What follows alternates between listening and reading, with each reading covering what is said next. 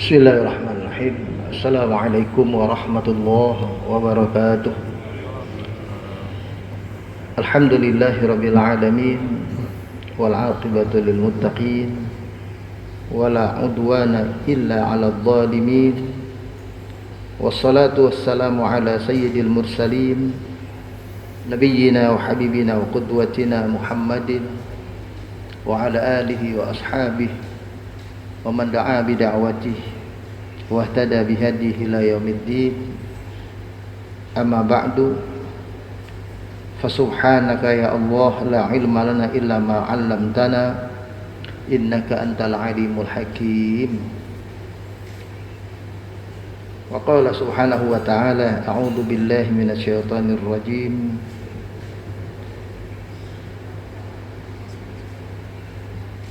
Wa ma Muhammadun illa rasulun qad khalat min qablihi ar-rusul afa immata aw qutila inqalabtum ala aqabikum wa may yanqalib ala aqibaihi fala yadurrallaha syai'a wa sayajzillahu asy-syakirin. Wa qala Qul innama ana basyarum mithlukum yuha ilayya annama ilahukum ilahu wahid faman kana yarju liqa'a rabbih falyamal 'amalan shalihan wa la yusyrik bi'ibadati rabbih ahada. Tsumma amma ba'd. Ikhwatil ahibba jamaah Masjid Jami' Baitur Rahman yang dirahmati Allah, pagi subuh hari ini kalau melihat tanggalan kita sudah tanggal 9 Rabiul Awal. Jadi kalau tanggalnya yang dikenal oleh kita sebagai tanggal kelahiran Nabi 12 Rabiul Awal belum sampai. Tapi biasanya di bulan Rabiul Awal inilah banyak kegiatan yang terkait dengan memperingati Maulid atau kelahiran Nabi kita Muhammad sallallahu alaihi wasallam. Di masjid kita ini sudah tadi malam. Dan sebetulnya tidak ada yang bisa memastikan persisnya kelahiran Nabi pada tanggal 12 Rabiul Awal. Masih ada perbedaan. Ada yang mengatakan tanggal 14, ada yang mengatakan tanggal 10. Maka yang disepakati adalah hanya bulannya, bulan Rabiul Awal. Yang orang ingat itu bulannya, dan harinya yang orang ingat, harinya hari Senin. Tapi kalau tanggalnya wallahu a'lam. Baik. Paling tidak tadi ada 2 ayat yang saya baca yang terkait dengan keberadaan Nabi kita Muhammad sallallahu alaihi wasallam. Yang pertama surah Ali Imran, surat yang ketiga ayat 140. Ada lebih enak.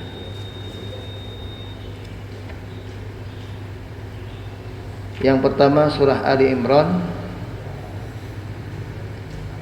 ayat 143 ya. Bukan. Ayat 144. Di situ Allah berfirman, "Wa ma Muhammadun illa rasul." Dan tidaklah Nabi kita Muhammad sallallahu alaihi wasallam tersebut adalah seorang rasul. Jadi beliau sosok utusan ya. Rasul adalah utusan Allah ya. Kemudian afa in mata ya qad khalat min qablihi rusul ya. Dan sebagai rasul beliau bukan satu-satunya rasul. Telah berlalu sebelum beliau rasul-rasul yang lain. utusan Allah yang lain. Beliau adalah Rasul yang terakhir. Beliau Rasulullah yang terakhir. Qad khalat min qablihi rusul. Afa in mata, maka apabila seandainya, maksudnya beliau wafat, apabila beliau wafat, au qutila, atau beliau terbunuh karena membela agama ini.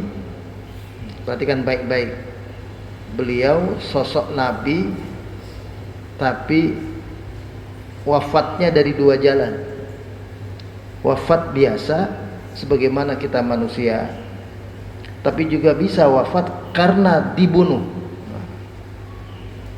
Ini nggak boleh lupa kita ini. Jadi nabi itu pejuang. Wafatnya bukan seperti orang yang banyak kompromi saja. Wafat biasa. Beliau wafatnya pun ada kemungkinan dibunuh. Kalau orang yang bisa dibunuh itu kan pekerjaannya atau kesehariannya kita tahu itu pasti sosok yang banyak musuhnya. Ini supaya jangan lupa kita ini. Jadi sosok Nabi itu jangan dilihat sosok juru damai, juru keselamatan saja. Tapi beliau sosok yang menegakkan kebenaran yang tidak disukai oleh banyak orang, yang menegakkan keadilan yang tidak disukai oleh para koruptor. Sosok yang menegakkan nilai-nilai yang menjunjung tinggi rasa kebersamaan yang juga banyak tidak disukai. Orang maunya ada kelas-kelas dalam strata sosial kehidupannya. Maka di sini dikatakan, apakah jika beliau wafat atau beliau terbunuh, in qalabtum ala aqabikum, kalian sebagai umatnya akan murtad, akan kembali kepada agama nenek moyang kalian, akan kembali kepada keyakinan kalian selama ini sebelum datangnya ajaran kesempurnaan Islam oleh beliau. Itu ditanya begitu. Wa may yanqalib ala aqibai, dan barang siapa yang berpaling dari ajaran agama beliau, seandainya di antara kita ada yang tidak lagi bersama dengan Islam, fala yadurrallaha syai'a, maka hal itu tidak akan membuat mudarat sedikit pun kepada Allah. Tidak akan membuat Allah rugi, tidak akan membuat Allah susah, tidak akan membuat Allah menderita. Wa sayajzillahu syakirin, justru orang-orang yang tetap istiqamah dalam Islam itu adalah orang-orang yang bersyukur, maka Allah akan memberikan balasan nanti kepada mereka-mereka yang bersyukur. Wa ma kana li nafsin an tamuta illa bi idznillah kitaban muajjala.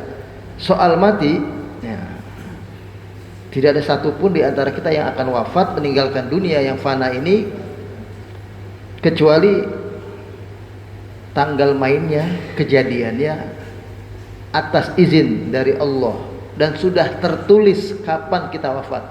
Ini Pak, kita semua ini tanggalnya udah ada, bulannya sudah ada, tahunnya sudah ada, hanya kita tidak tahu tanggal bulan berapa. Ini udah ada tanggalnya ini. Jangan dikira kita duduk di sini setiap hari Sabtu terus menerus sampai akhir zaman. Tidak. Kita ada tanggalnya, sudah Allah tetapkan tanggalnya. Jadi jangan gara-gara kematian beliau lalu kita murtad atau meninggalkan ketaatan agama beliau ini. Kemudian disebutkan, wa may yurid thawabad dunya nu'tihi minha, barang siapa yang menginginkan pahala dunia, ya istilahnya masuk Islam karena pengen enak gitu, masuk Islam gara-gara pengen hidup senang, maka kata Allah, kami berikan itu. Wa may yurid thawabal akhirah nu'tihi minha, sebaliknya siapapun di antara kalian yang mengharapkan akhirat, beragama Islam ini karena orientasinya akhirat, kami kasih juga. Jadi motivasi orang beragama bisa bermacam-macam. Yang beragama Islam mencintai Rasulullah karena ingin kaya, ingin dunia, Allah kasih. Siapa yang beragama Islam, ya, mencintai Rasulullah, mengikuti agama beliau sallallahu alaihi wasallam ini karena akhirat, Allah kasih juga. Tapi dikasihnya juga nggak sama-sama. Misalnya semua kita doanya minta, ya,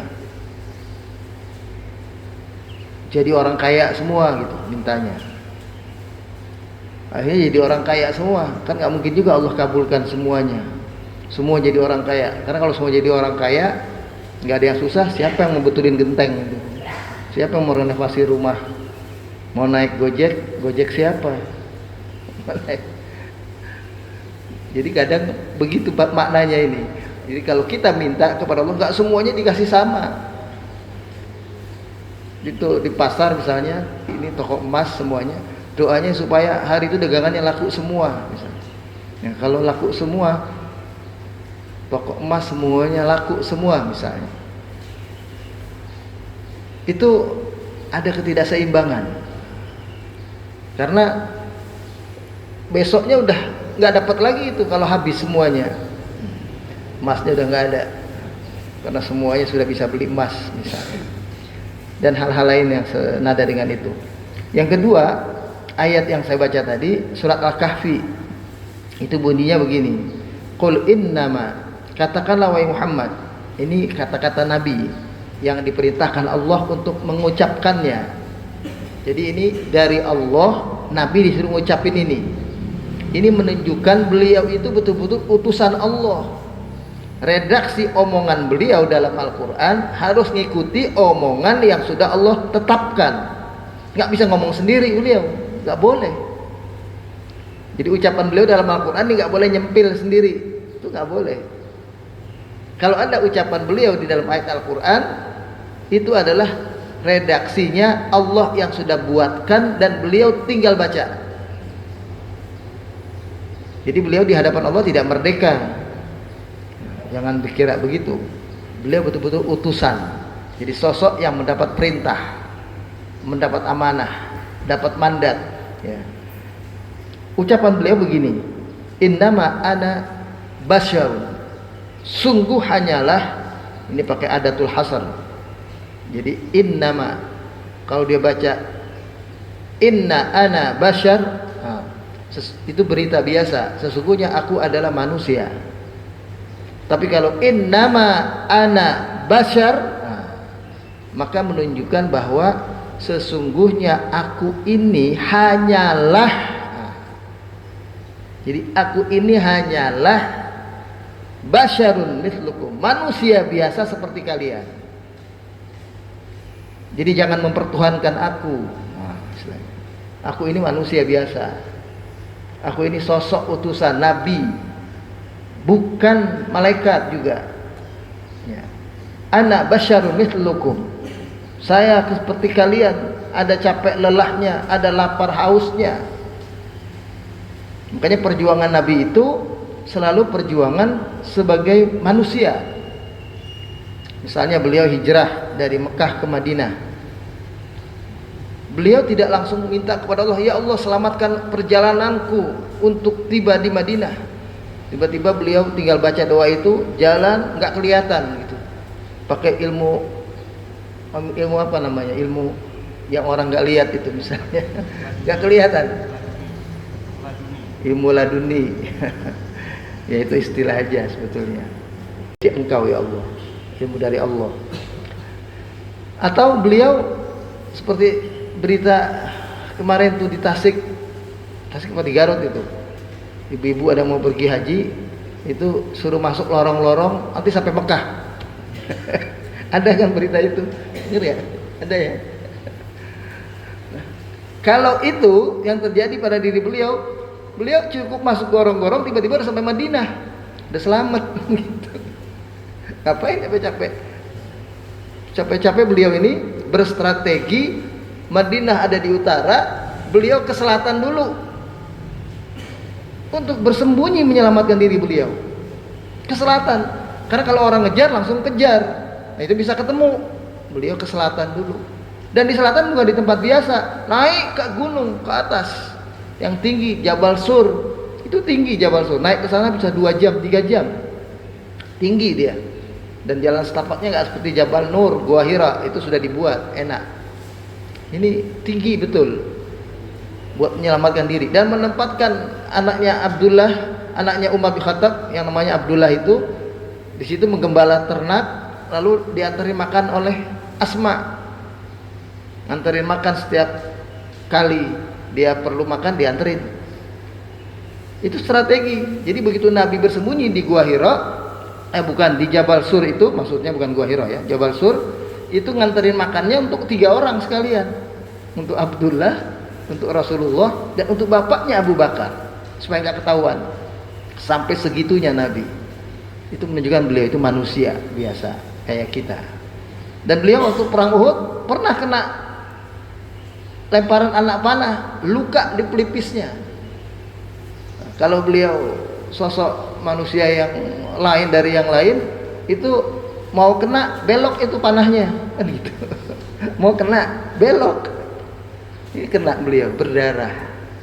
Ya, jadi beliau itu manusia biasa.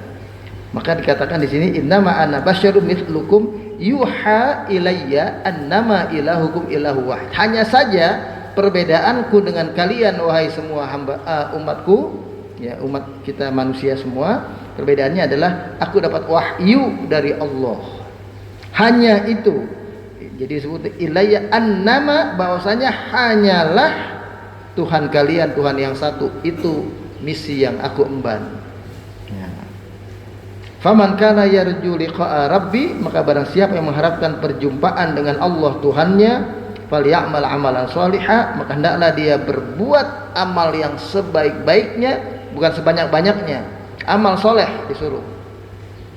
Wala yusyrik bi ibadati rabbih ahada, dan jangan dia orang yang mau berjumpa dengan Allah di hari kiamat jangan mempersekutukan Allah dalam penghambaan sedikit pun kepada siapapun.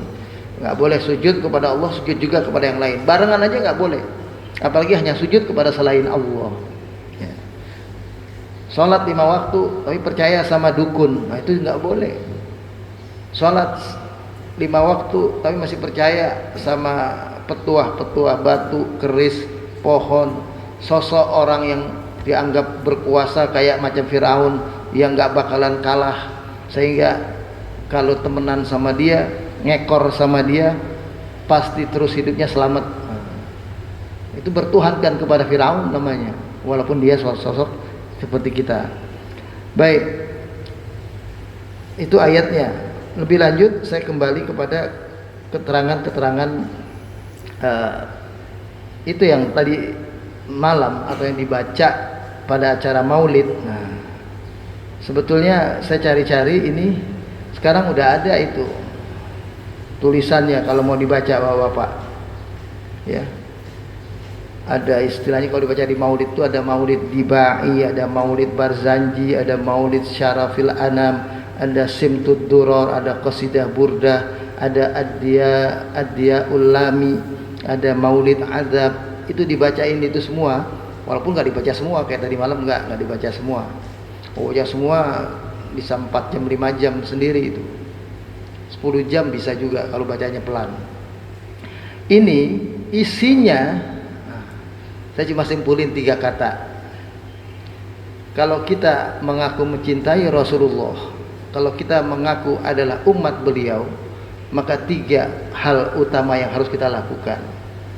Bukan hanya baca salawat, bukan hanya kita membaca puji-pujian kepada beliau, itu disuruh kita ya, bersalawat kepada beliau. Man shalla alayya marratan sallallahu alaihi asyarah. Itu jelas. Siapa yang bersalawat kepadaku, kata Nabi, 1 kali, maka orang itu akan mendapatkan salawat dari Allah, yang berarti akan diampuni oleh Allah ya 10 kali lipatnya. Itu perintah untuk bersalawat. Itu betul.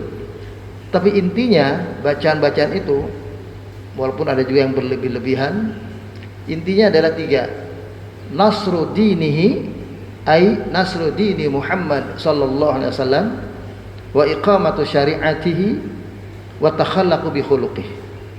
Ya. Apa itu? Artinya adalah kita membela agamanya, ya. Nasru qiyamil haqq wal 'adl was salam allati jaa'a biha Muhammad sallallahu alaihi wasallam. Kita membela, ya, kebenaran, keadilan, keselamatan yang menjadi nilai-nilai yang diemban oleh Rasulullah dalam perjuangan beliau sebagai nabi. Itu cinta kepada Rasulullah yang pertama, membela agamanya, memperjuangkan apa yang beliau bawa. Kemudian termasuk di dalamnya ad-difa' 'anid din bil hikmah wal mau'izatil hasanah, mempertahankan keberadaan agama Islam ini dengan segala cara, dari mulai cara yang penuh hikmah, pengajaran-pengajaran yang baik, ya, sampai ad-difa' jihad fisabilillah. Kemudian da'mul amal al khairi wal insani alladhi yaqisu samahatul Islam. Ya, kita terus menopang, ya, mendukung semua kerja-kerja, aktivitas-aktivitas kebaikan-kebaikan yang mendorong umat manusia melakukan juga kebaikan yang sama.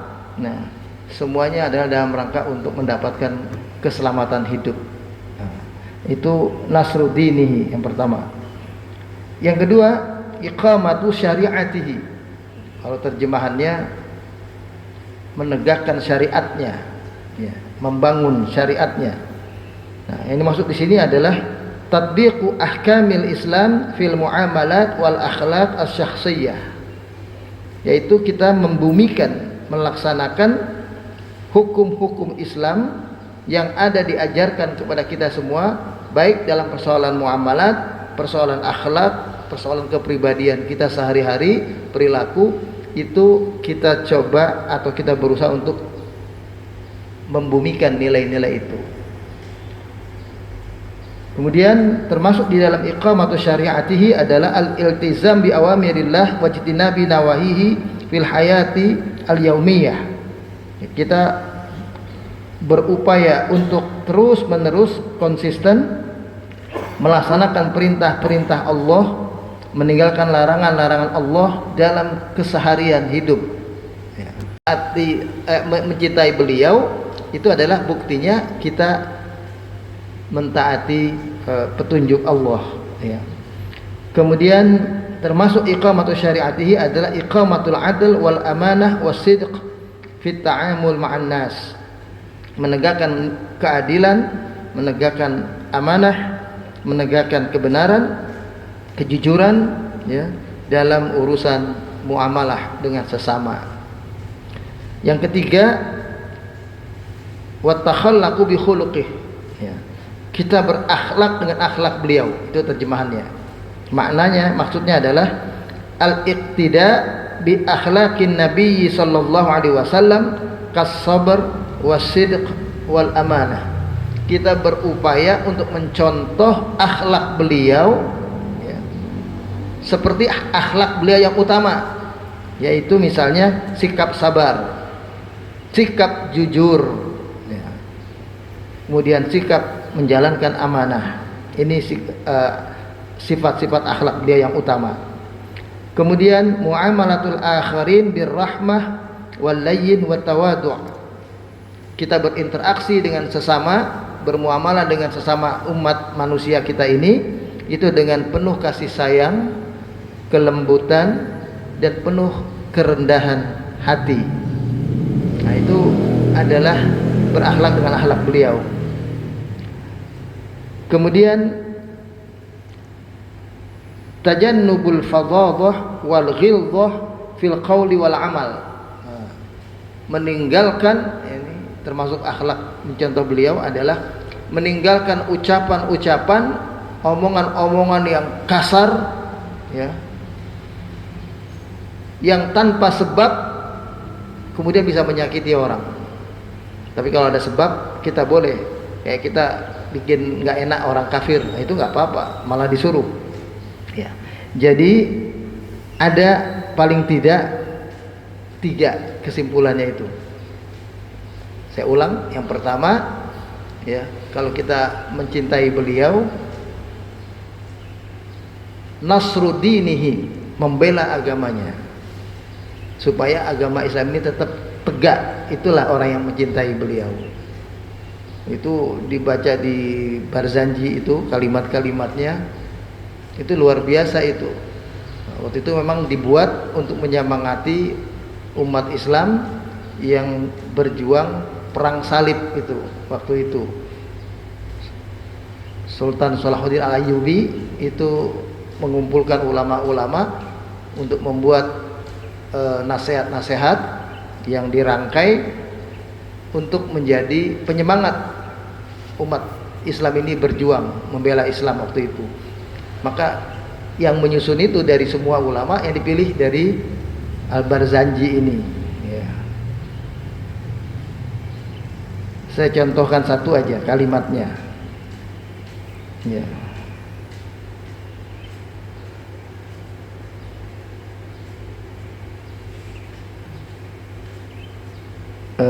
Ini dikatakan misalnya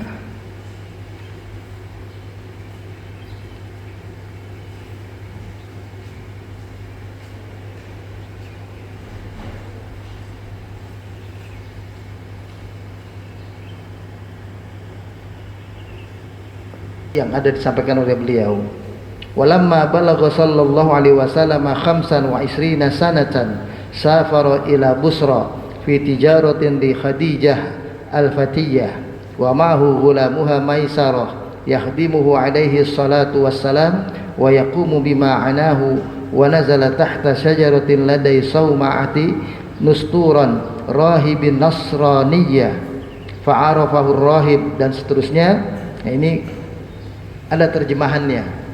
Nah, terjemahannya jadi sebetulnya acara kayak tadi malam yang ideal kita bukan cuma dengar doang, dengar dan tahu artinya. Karena itulah pelajaran sebetulnya.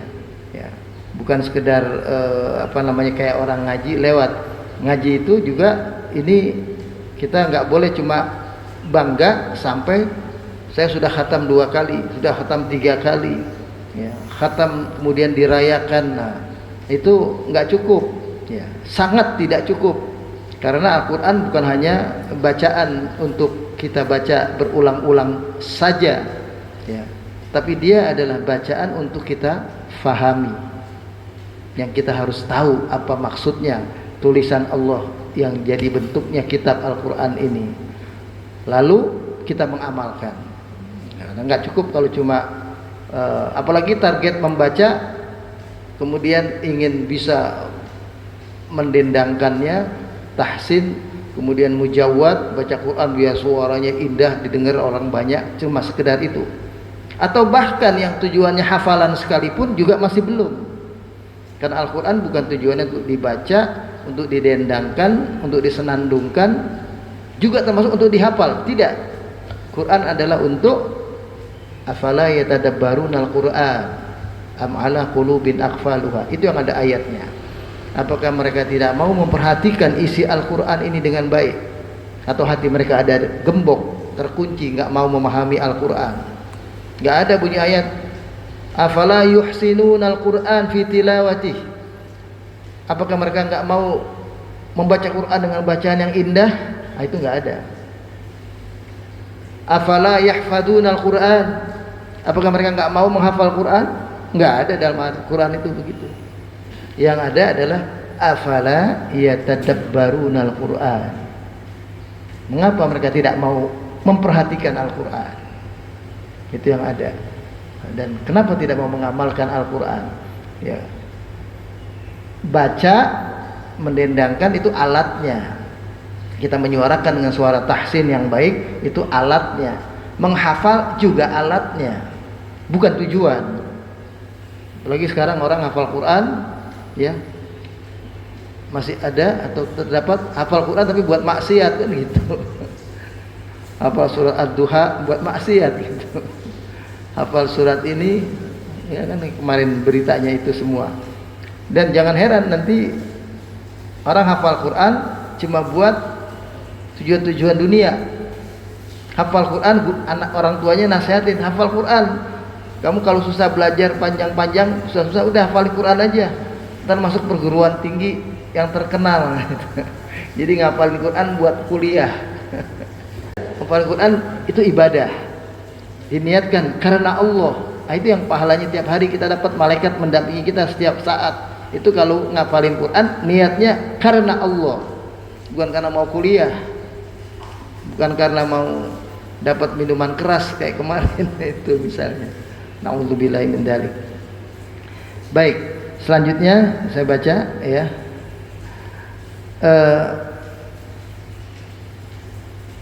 Hadis-hadis yang terkait tentang apa yang saya sampaikan ini, itu yang biasa ada ya. Mencintai beliau dalam sebuah hadis dikatakan ini adalah miqyasul iman. Tanda orang itu jadi ukuran ada iman atau tidak. Hal ini ya.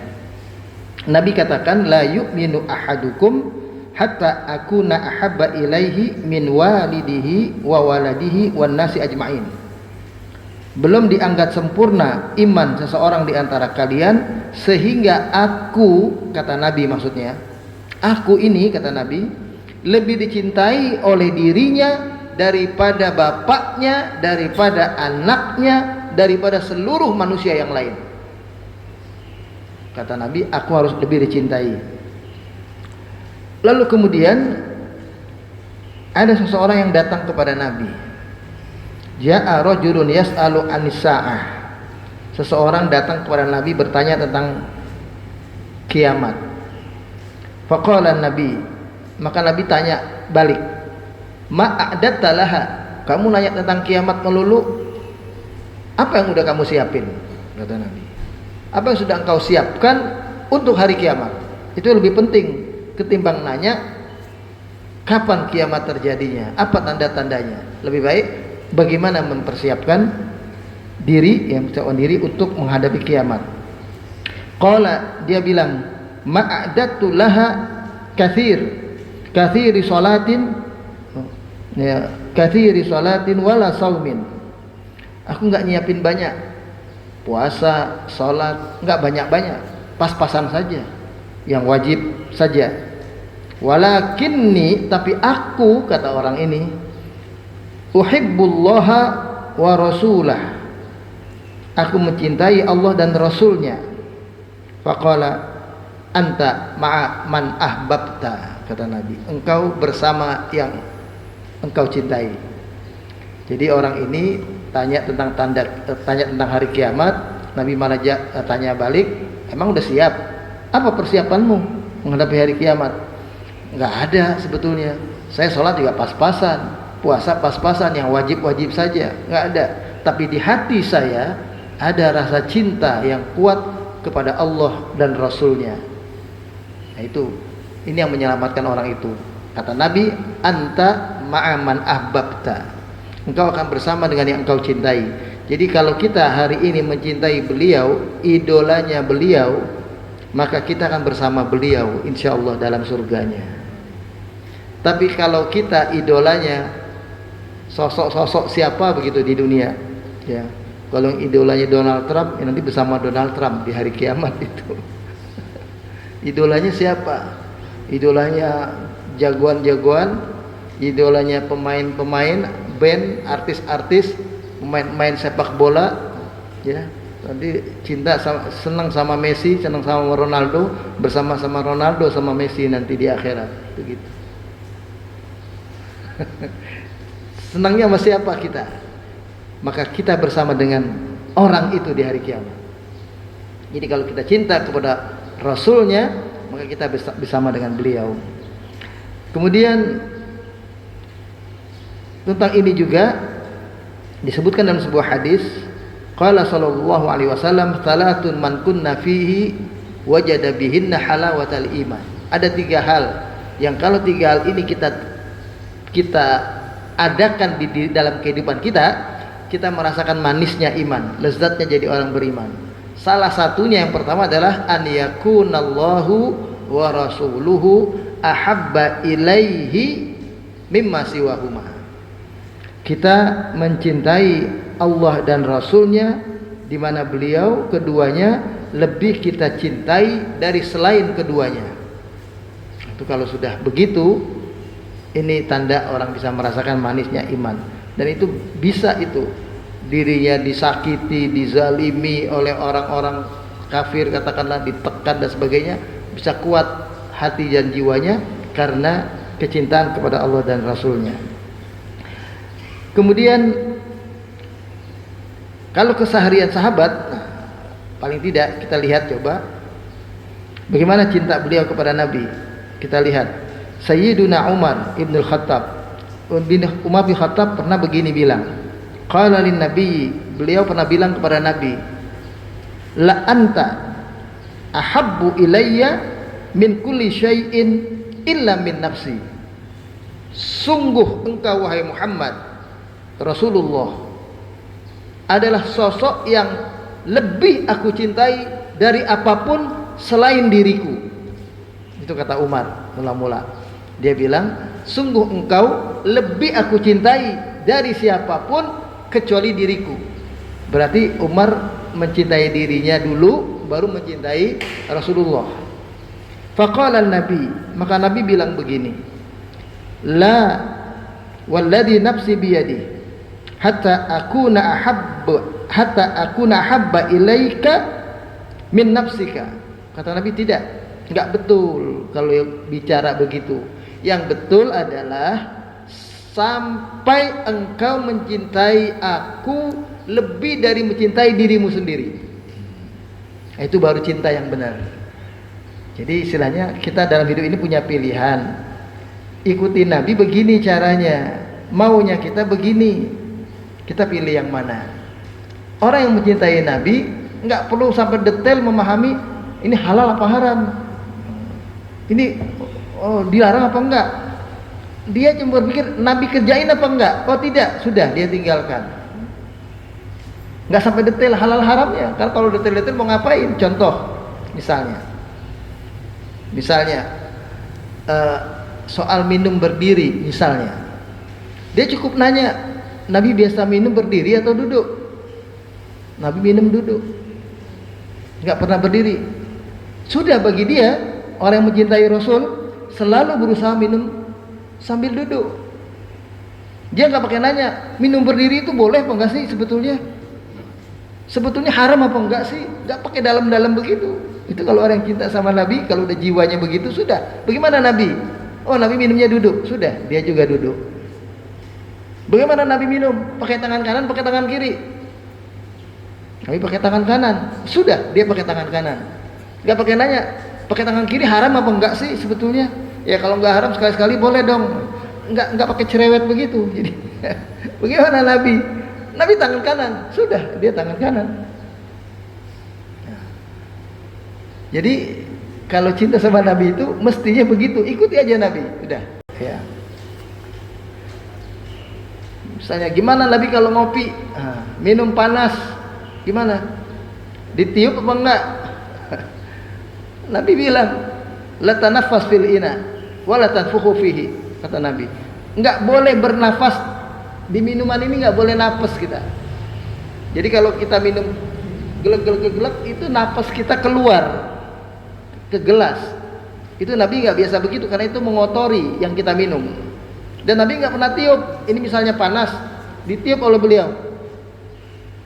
Kayak kita minum kopi panas, teh panas. Nabi nggak pernah. Beliau seruput begini Pak. Bismillah.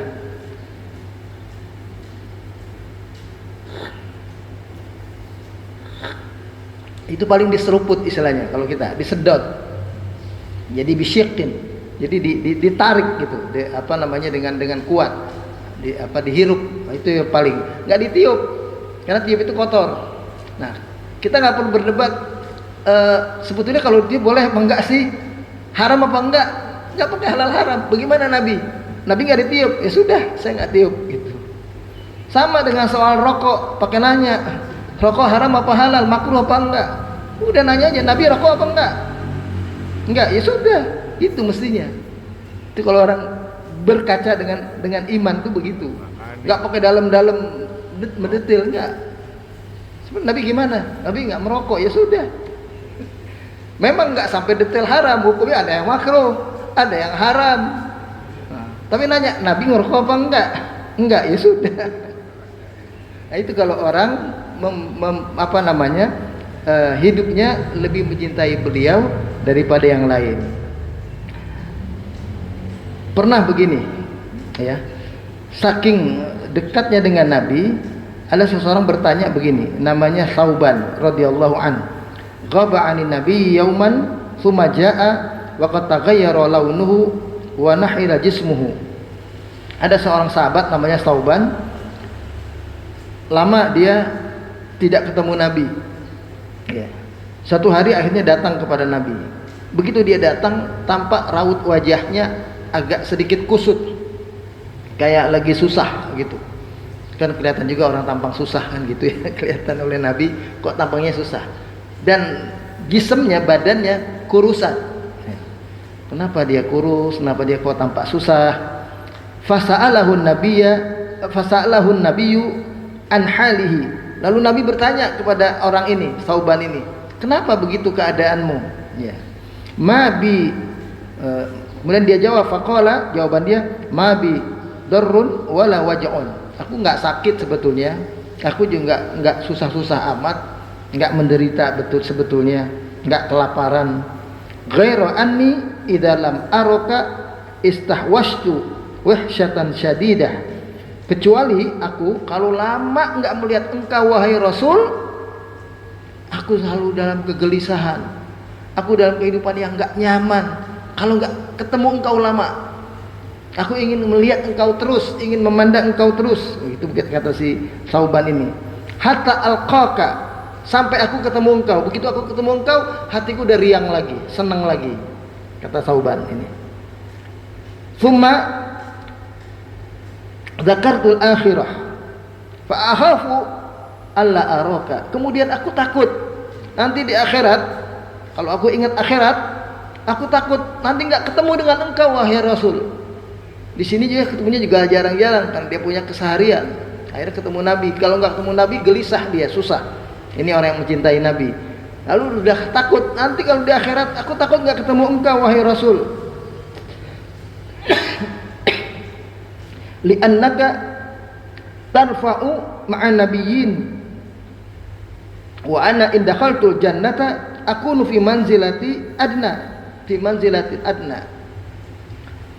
Aku tahu engkau nanti di akhirat bakal di surga di tempat yang terhormat bersama dengan para nabi, para rasul yang lain.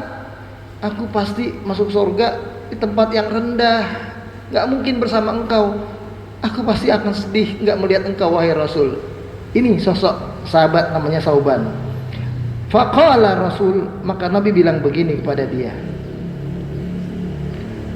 Nazala qaulullahu ta'ala, turun ayat Allah yang berbunyi, wa man yuti'illaha war rasula fa ulaika ma'al ladina an'ama Allahu 'alaihim minan nabiyyin was-siddiqin was-syuhada was-shalihin wa hasuna ulaika rafiqa. Siapa yang mentaati Allah dan Rasulnya, orang ini pasti bersama dengan para nabi, bersama dengan orang saleh, bersama dengan para syuhada, bersama dengan orang-orang yang selalu jujur menegakkan kebenaran. Maka kita walaupun kayak Thauban beranggapan nanti di akhirat nggak ketemu Nabi, Nabi di tempat yang tertinggi surganya, dia paling bawah, nggak mungkin ketemu.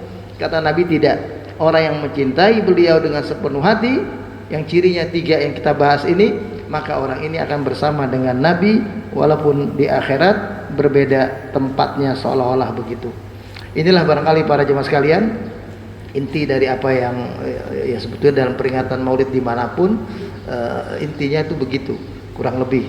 Jadi mengajak kita untuk memahami cinta kepada beliau, wujudnya paling tidak 3 hal ini ya, membela agamanya, kemudian menegakkan syariatnya, dan berakhlak dengan akhlak beliau. Itulah wujud cinta yang sebenarnya.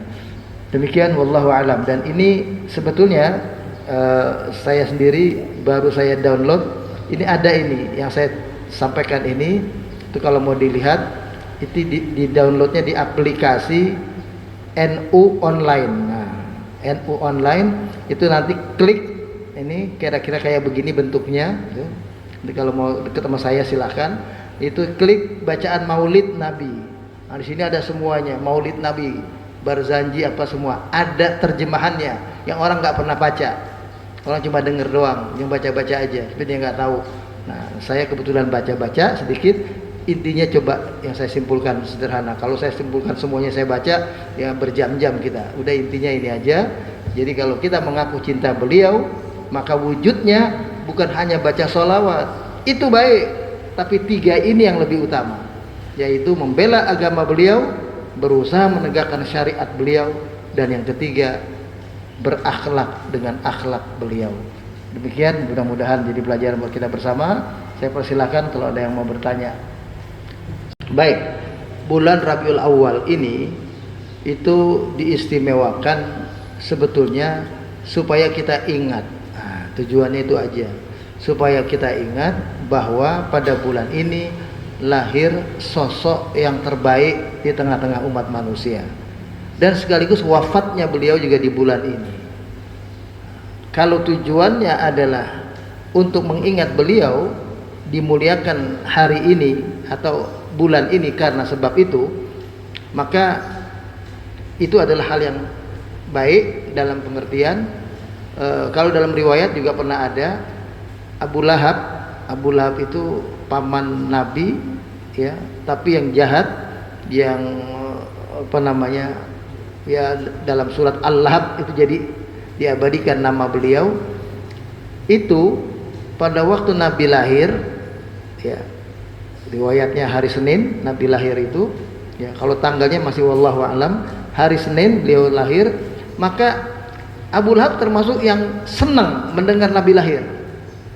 Waktu itu kelahiran beliau itu kayak ditunggu-tunggu banyak orang, ya, karena dari keturunannya, bapaknya, kakeknya, ini orang-orang soleh semua. Jadi ditunggu kalau orang yang baik itu. Ya, kayak kita kalau nunggu kelahiran cucunya presiden, cucunya siapa gitu, tokoh, nah, itu kan pasti ada hal yang tersendiri di hati semua. Abu Lahab saja karena gembira tentang kelahiran Nabi, baru lahirnya Nabi, belum beliau jadi Rasul, lahirnya Nabi, itu di akhirat nanti mendapatkan keringanan azab dari Allah kalau hari Senin. Jadi kalau ada hari Senin, azabnya dia diringankan. Setelah itu diazab lagi dia. Azabnya terus menerus karena dia kafir. Cuma diringankan di hari Senin. Enggak diringankan setiap saat. Itu gambarannya kurang lebih begitu. Nah, itu menunjukkan bahwa Rabiul Awal ini itu adalah karena kita mengingat beliau. Ya, lahirnya beliau, wafatnya beliau. Jadi sebetulnya meskipun di zaman Nabi tidak ada, Nabi nggak pernah merayakan ulang tahunnya sendiri, ya. Lalu di zaman setelah beliau wafat juga para sahabat tidak merayakan itu. Tapi tidak berarti tidak boleh merayakan, boleh saja. Tapi bentuknya tidak harus seperti, ya, kita ini misalnya kayak tadi malam, nggak perlu harus begitu. Bisa saja bentuknya dengan mungkin ceramah saja, pengajian saja, baca sirah Nabi saja, supaya kita ingat bagaimana Rasulullah itu berjuang, siapa beliau, sehingga kita akan lebih tumbuh rasa cinta kita kepada beliau itu semakin kuat. Ya, tujuannya itu. Walaupun itu bisa di bulan kapan saja, tapi khususnya di bulan ini, nah, itu karena kita ingat dengan kelahiran beliau dan wafat beliau juga kebetulan sama bulannya, bulan Rabiul Awal. Tidak ada keistimewaan bulan Rabiul Awal kalau kita beramal pahalanya dilipat gandakan lebih dari yang lain, itu tidak ada. Bukan itu keistimewaan bulan Rabiul Awal. Enggak seperti bulan Ramadan menjadi dilipat gandakan amal seseorang, tidak. Ya. Itu pun dia dimuliakan karena apa namanya? Kita bertujuan dengan mengingat kelahiran beliau, kita menjadi semakin memahami tentang beliau. Jadi misalnya kalau tahun ini kita baca sejarah beliau, bahagian kelahirannya, besok kita baca sejarah beliau, bahagian pernikahannya, besok baca sejarah beliau, bagaimana beliau perang, bagaimana beliau menegakkan tauhid, bagaimana beliau mengajak umat ini ke jalan dakwah ini dan seterusnya. Jadi kita jadi terangsang semangat untuk mempelajari sejarah beliau gara-gara ada peringatan Maulid kelahiran Nabi. Nah, itu kita ambil sisi positifnya, itu begitu, itu boleh. Kemudian pertanyaan yang kedua, apa? Berlebihan. Bukan, maksudnya tadi bacaan imam baca. Oh, yang kedua tadi apa? Gulu. Kalau gulu itu berlebih-lebihan, itu ada hadisnya. Iyyakum wal ghulu fid din. Kita disuruh hati-hati berlebihan dalam beragama. Itu nggak boleh. Dulu ada sahabat aja berlebihan sampai karena pengen setara dengan Nabi, sedangkan Nabi betul-betul sudah diampuni oleh Allah, ditempatkan di tempat terbaik, maka biar sama dengan beliau, ada orang yang setiap malam tidak tidur, bangun malam sholat tahajud setiap hari. Ada orang yang setiap hari puasa Nabi Daud itu terus-terusan selama hidupnya beliau. Ada orang yang bahkan puasa tidak mau kawin. Nah, itu begitu. Itu dilarang dalam agama. Nabi bilang, ana atqakum, saya adalah orang yang paling takwa di antara kalian semua. Tapi saya puasa lalu berbuka. Saya juga sholat malam tahajud, tapi saya juga istirahat. Saya juga kawin, kata Nabi. Saya menikah, ada istri, ada anak semua. Jadi ada orang yang mungkin pengen kayak pastor itu, rahib-rahib dalam agama Nasrani, Yahudi, itu yang menolak untuk menikah demi kesucian jiwanya. Karena kalau sudah menikah berarti dia ada respon terhadap dorongan hawa nafsu, dorongan syahwatnya. Maka supaya tidak ada pengaruh dorongan syahwat pada dirinya, dia nggak mau kawin, ditiadakan kawin. Nah, itu ada yang begitu, itu berlebih-lebihan dalam agama, nggak boleh. Disuruh dalam agama itu la takunu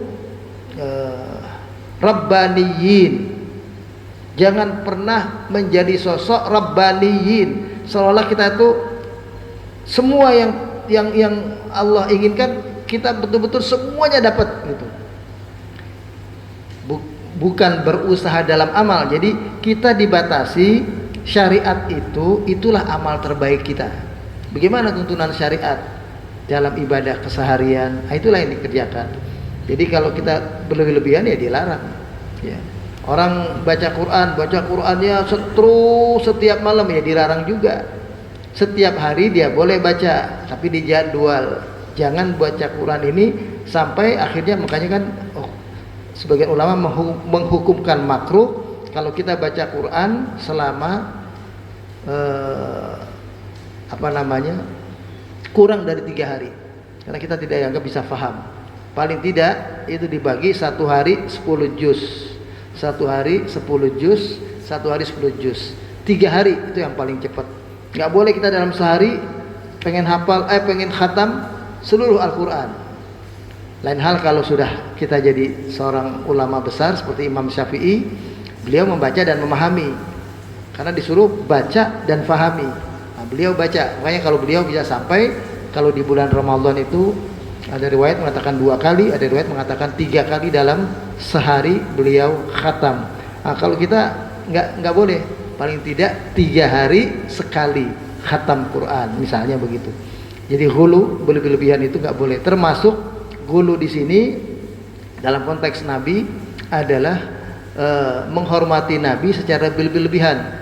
Kita pandang beliau sebagai sosok yang bukan saja manusia, kita anggap dia kayak malaikat, bahkan ada yang mensejajarkan beliau dengan Tuhan. Nah, itu nggak boleh. Makanya kita kalau nulis kayak gini nih, saya bilang itu ada tulisannya, Allah ditulis sifatnya Jalla Jalaluh, dia sebagai Rabb, Tuhan. Sedangkan Nabi Muhammad ditulis Muhammad Rasulullah. Enggak boleh Allah Muhammad saja, karena nanti bisa-bisa jadi Tuhannya 2, yaitu Muhammad dan Allah. Nah, itu begitu, tidak. Kayak Bapak kalau pergi umroh, sana lihat ornamen-ornamen di sana, tulisannya Allah Allah saja, enggak ada Allah dan Muhammad. Kalau tulisannya cuma Allah saja, ya. Tapi kalau Allah Jalla Jalaluh masih bisa ditolerir.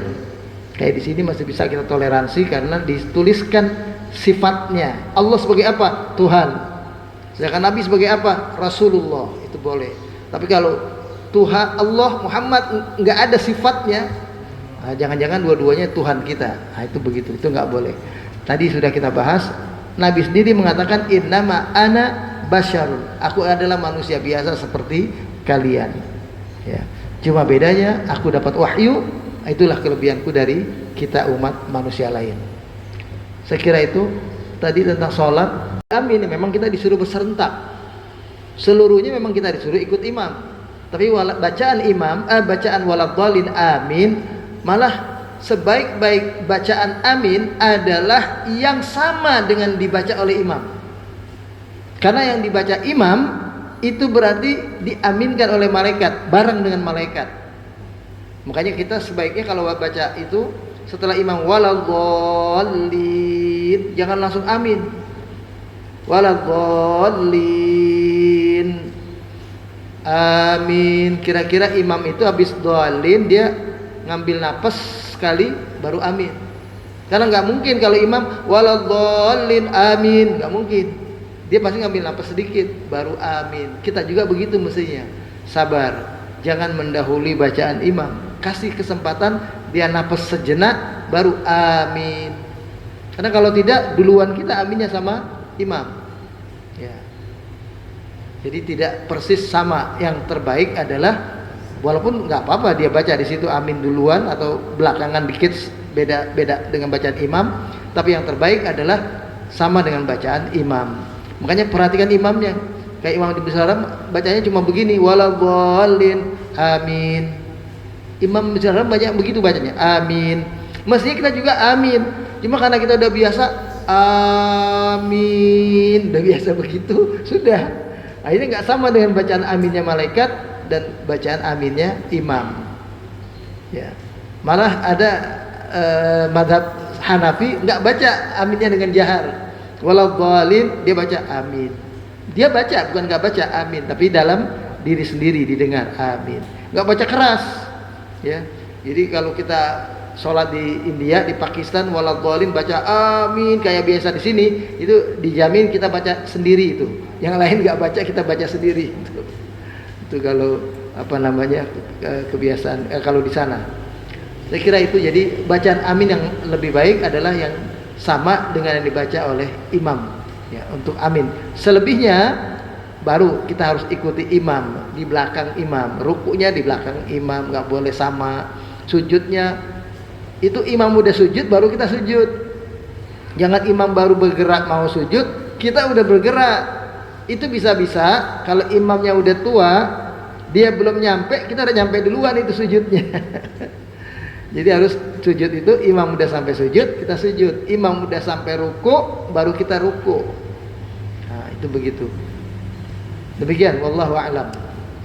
Baik, kalau nggak ada lagi kita sudahi sampai di sini. Mudah-mudahan Allah memberikan taufik kepada kita semua, dan insya Allah mudah-mudahan ya kita termasuk mereka-mereka yang mencintai beliau dan dicintai oleh beliau sallallahu alaihi wasallam. Karena orang yang mencintai Nabi dengan tulus, maka orang itu bersama dengan Nabi nanti di hari kiamat, sebagaimana cerita Sauban tadi. Jadi kalau kita ingin bersama beliau, cintailah beliau sepenuh hati, tanpa tedeng aling, tanpa maksud dan tujuan lain, kecuali adalah karena ingin mengikuti beliau. Yang paling tidak dirumuskan dalam 3 kata tadi, nasrudinihi, membela agamanya, wa iqamatu syariatihi, memperjuangkan tegaknya syariat Islam, dan yang ketiga wa takhallaqu bi khuluqih, berakhlak dengan akhlak beliau. Akhirnya kita baca doa Al-Fatihah. A'udzubillahi minasyaitonir rajim. Bismillahirrahmanirrahim. Alhamdulillahirabbil alamin arrahmanir rahim maliki yaumiddin. Iyyaka na'budu wa iyyaka nasta'in. Ihdinas siratal mustaqim.